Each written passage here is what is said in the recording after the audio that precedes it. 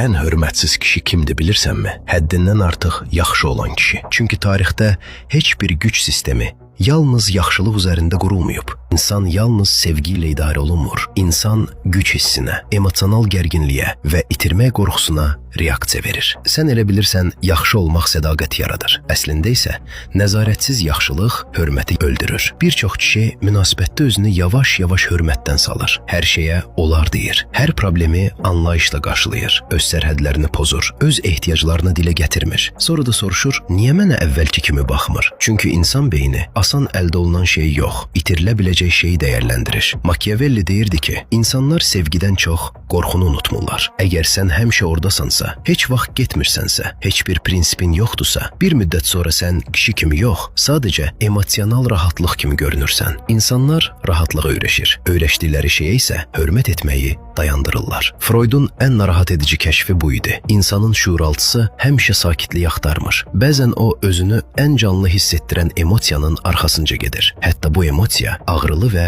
yorucu olsa belə. Ona görə bəzi qadınlar özünə ən yaxşı davrananı yox, onları ən çox silkələyəni, emosional olaraq hərəkətə keçirəni seçirlər. Sənin sərhədin yoxdursa, öz dəyərini qorumaq instinktin yoxdursa, heç nəyi itirmək riski yaratmamsansa, qadın şuur altında dərindən hiss edir. Bu adam özünü bu qədər asan fəda edirsə, deməli o qədər də dəyərli deyil və münasibətlərin çoxu məhz bu səssiz hörmət ölümü ilə bitir. Düşünən adam deyir ki, münasibətlər də görünməyən bir güc balansı üzərində qurulur. İnsanlar sevgidə uşaqlıq travmalarını təkrarlayırlar. Ona görə yalnız yaxşı olmaq heç vaxt kifayət etmir. Sədaqət hörmətdən, emosional təsirdən və itirmək qorxusundan doğur. İnsanlar ən yaxşı insanın yanında qalmazlar, amma ən çox itirə biləcəkləri insanı heç vaxt unutmurlar.